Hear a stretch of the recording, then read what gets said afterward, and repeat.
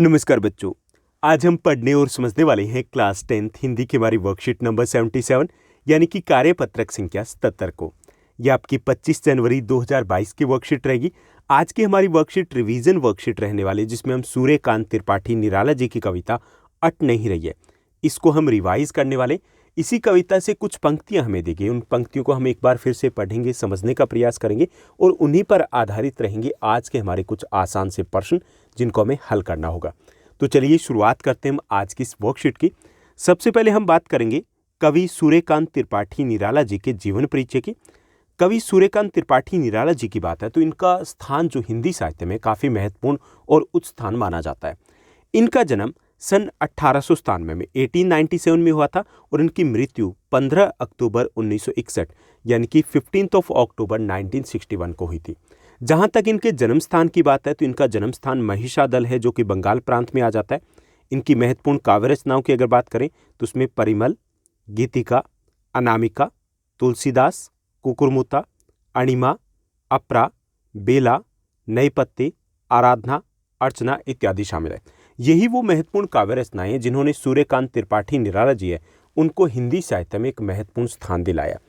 आज की अगर इस कविता की बात करें तो ये जो पंक्तियां ली गई, ये पंक्तियां ली गई अट नहीं रही है कविता से। अट नहीं रही है, ये जो कविता वो प्रकृति को समर्पित है। इसमें बात की गई है फागुन के महीने के सौंदर्य की, बात की गई वसंत ऋतु के सौंदर्य की।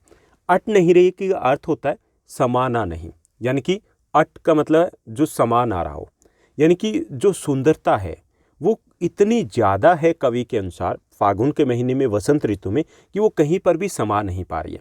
तो ये जो दो पंक्तियां दी गई, इसके भाव को हम समझने का प्रयास करेंगे कि उड़ने को नभ में पर कर देते हो, कहीं सांस लेते हो, घर भर देते हो।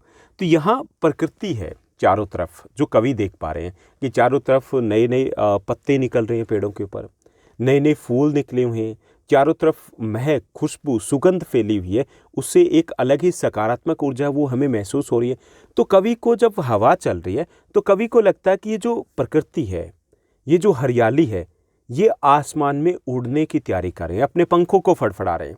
कहीं सांस लेते हो, घर घर भर देते हो। और जो खुशबू आ रही है, जो महक आ रही है, जो सुगंध आ रही है, उसके कारण कवि को लगता है कि जैसे प्रकृति सांस ले रही है और उसी सांस लेने के कारण, उसी सुगंध के कारण, उसी खुशबू के कारण, उसी जो महक आ रही है, उसी महक के कारण हर कोना, हर घर, हर तरफ वो खुशबू फैल गई है। सब कुछ ऐसे लग रहा है कि उस खुशबू से, उस महक से भर गया हो। तो इसलिए कवि को लग रहा है कि प्रकृति वो सांस ले रही है और सांस लेने के कारण, उस खुशबू के कारण घर का हर कोना महक उठा है, घर के हर कोने से वो खुशबू आ रही है।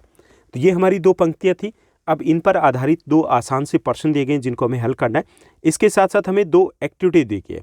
जो एक्टिविटी मतलब गतिविधि दी गई, एक गतिविधि है वो आह्वान गीत की यहाँ पर बात कर रहा है। जैसे बात की गई है तो आह्वान गीत क्या है कि ये जो हमारी उत्साह कविता थी सूर्यकांत त्रिपाठी निराला जी की, वो कविता आह्वान गीत थी। ओके, ये जो कविताएं होती है ये अलग अलग प्रकार की हो सकती है।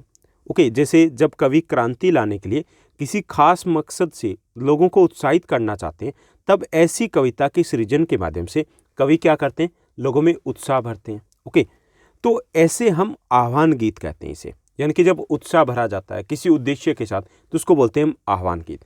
तो सूर्यकांत त्रिपाठी निराला जी की जो कविता है उत्साह, जो हमने पहले की थी, अट नहीं रही है, उससे पहले ये कविता की थी, तो ये हमारा जो आह्वान गीत है। ओके, इसी प्रकार से जो कविता है वो कई प्रकार की हो सकती है। वीरतापूर्ण हो सकती है, श्रृंगारिक हो सकती है, शांतमय हो सकती है, दुखांत हो सकती है, प्रेममय हो सकती है, शोक गीत हो सकती है, दोहे हो सकती हैं, चौपाई हो सकती है, वाक हो सकते हैं, हास्य हो सकती है। कई प्रकार की कविताएं हो सकती है।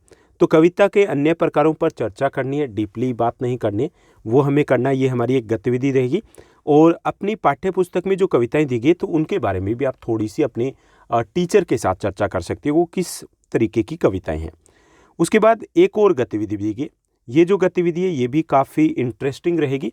यहाँ पे बात की कि अपने बचपन की कोई रोचक सी कविता लिखनी है, जो आपने बचपन में बहुत ज़्यादा उसको गाया करते थे, बोला करते थे, और आपको ये भी बताना है कि वो आपको क्यों पसंद है। यानी कि दो हमारे प्रश्न रहेंगे और दो हमारी एक्टिविटी गतिविधि रहेगी जिनको हमें करना है। तो चलिए पहले प्रश्न को सबसे पहले हम देखते हैं, उसको हल करते हैं, सॉल्व करते हैं। तो पहला जो हमारा प्रश्न दिया गया कि फागुन में ऐसा क्या होता है जो बाकी ऋतुओं से भिन्न होता है। ये आपका एक इम्पोर्टेंट क्वेश्चन बनता है इस कविता से कि फागुन में प्रकृति की जो शोभा होती है वो अपने चरम के ऊपर होती है। पेड़ पौधे नए पत्ते, फल और फूलों से लद जाते हैं, हवा सुगंधित हो जाती है, आकाश साफ और स्वच्छ होता है उस महीने में, पक्षियों के समूह आकाश में विहार करते हुए हमें उड़ते हुए दिखाई देते हैं, बाग बगीचों और पक्षियों में उल्लास भर जाता है। इस तरह जो फागुन का सौंदर्य होता है वो बाकी ऋतुओं से भिन्न होता है, जो हमें सकारात्मक ऊर्जा का संचार करता है। उसके बाद दूसरा हमारा प्रश्न दिया गया, दूसरे प्रश्न को देखिए। दूसरा हमारा प्रश्न है कि कवि के मन में इस ऋतु में क्या विचार आते हैं। तो जब मौसम बदलते हैं तो कवियों के मन में भी जो बदलाव आते हैं, उनके मन भी बदलने लगते हैं। स्वाभाविक रूप से प्रकृति के निकट होने के कारण कवि बदलते मौसम में कई प्रकार की काव्य रचनाएं भी करते हैं, क्योंकि कवि क्या होते हैं, कवि का मन तो कवि का मन होता है, वो हर चीज़ में कविता ढूंढते हैं। वो प्रकृति को देखते नहीं है बल्कि उनको महसूस करते हैं। तो जब मौसम बदलता तो उनके मन भी बदलते हैं और प्रकृति में जो बदलाव आते हैं उसी के आधार पर वो अपनी काव्य रचनाएं करते हैं। फागुन के अगर ऋतु की बात करें तो फागुन एक ऐसी खूबसूरत ऋतु है जिसमें प्रकृति के साथ साथ मन में भी उल्लास आ जाता है। तो ऐसा ही उल्लास कवि के मन में भी आया हुआ है। उसके बाद तीसरा हमारा प्रश्न रहेगा जो कि एक एक्टिविटी है, गतिविधि है कि कविता के अन्य प्रकारों पर चर्चा कीजिए और लिखिए। ओके, तो कविता जो रचना या भाव के आधार पर बात करें तो कई प्रकार की हो सकती है। ये गाथा हो सकती है, शोकित हो सकता है, दोहे हो सकते हैं, चौपाई हो सकती है, वाक हो सकता है, गज़ल हो सकती है जो ज़्यादातर उर्दू में लिखी जाती है, हास्य कविता हो सकती है, भक्ति कविता हो सकती है, प्रेममयी कविता हो सकती है। ओके, तो कई प्रकार की ये कविताएं हो सकती है। तो ये जिस भाव को ये व्यक्त करते कविता, उसी के आधार पर कविता किस प्रकार की वो तय किया जाता है। उसके बाद चौथा हमारा प्रश्न है, ये भी एक गतिविधि रहेगा। तो यहाँ पर हमें दिया गया कि अपने बचपन की रोचक कविता है उसके बारे में कुछ बताइए और हमें ये भी बताना है कि वो आपको क्यों पसंद है। ओके, तो अगर मैं अपने बचपन की रोचक कविता बताऊं तो आई थिंक सो कि ये आपके भी बचपन की रोचक कविता रही होगी। जैसे मछली जल की रानी है, जीवन उसका पानी है, हाथ लगाओ डर जाएगी, बाहर निकालो मर जाएगी। आप सभी ने बचपन में बहुत ज़्यादा बार इस कविता को गाया होगा, एक्शन के साथ आपने किया होगा, हाथों से मछली भी बनाई होगी। तो ये कविता है जो मुझे भी पसंद है और ज़्यादातर बच्चों को भी पसंद होगी।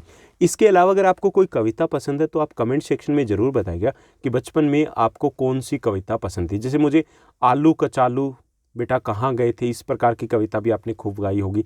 तितली रानी वो कविता भी खूब गाई होगी। तो जो भी कविता आपकी फेवरेट रही है बचपन में तो उसको आप कमेंट सेक्शन में ज़रूर शेयर कीजिएगा।